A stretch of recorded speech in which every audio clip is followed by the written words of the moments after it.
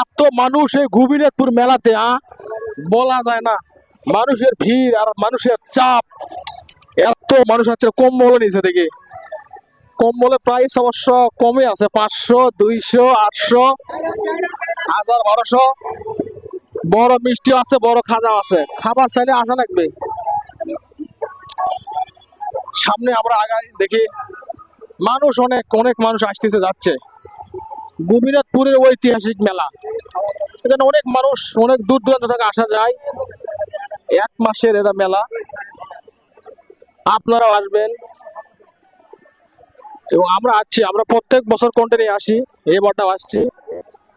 কিছু রিভিউ নিলাম আপনাদের। এরকম আরো ভিডিও চাইলে আমাদের সাথে থাকতে হবে।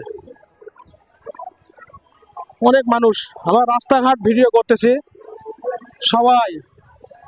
এবার মানুষ, এবার অনেক জনকে জিজ্ঞাসা করলাম, কম্বলালা ভাইদের, মিষ্টিওয়ালা ভাইদের, বলেছে বেচা কিনা ভালো। এবার বেচা কিনা ভালো হচ্ছে সবাই, কারণ ঈদের পর বেচা কিনা তো হবেই, স্বাভাবিক। মাঠা হচ্ছে, মাঠাও খাচ্ছে সবাই।